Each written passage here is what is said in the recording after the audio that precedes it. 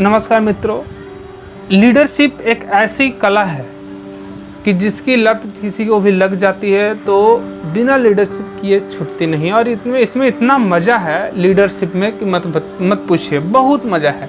Leader बनना एक अपने जीवन में एक बहुत बड़ी उपलब्धि को हासिल करना है, क्योंकि लीडर बहुत सारी चीज़ें को अपने जीवन में उतारता है और बहुत सारे लोग उसका उदाहरण देते हैं, लोगों के लिए उदाहरण बनते हैं। आइए आज वो कहानी सुनेंगे कि एक लीडर को क्या मदद करती है आगे बढ़ने में। कहानी का शीर्षक है वो सुनो जो ना कहा गया हो।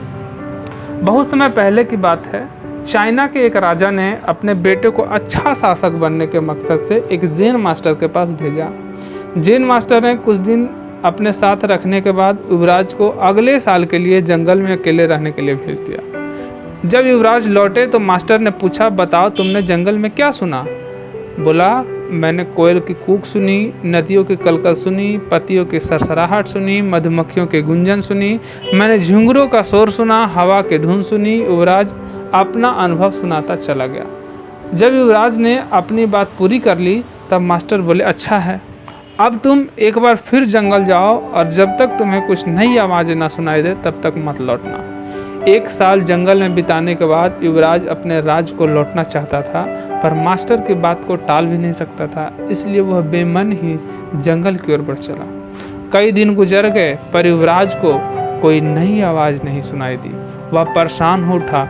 उसने निश्चय किया कि अब वह हर आवाज़ को बड़े ध्यान से सुनेगा। फिर एक दिन सुबह हुई, उसने कुछ अनजानी सी आवाज़ें हल्की हल्की सुनाई देने लगी। इस घटना के कुछ दिनों बाद वह जैन मास्टर के पास वापस लौटा और बोला, पहले तो मुझे वही ध्वनियाँ सुनाई दी जो पहले देती थी, लेकिन एक दिन जब मैंने बहुत ध्यान से सुनना शुरू किया तो मुझे वो ध्वनि सुनाई देने लगी जो मैंने पहले कभी नहीं सुना था।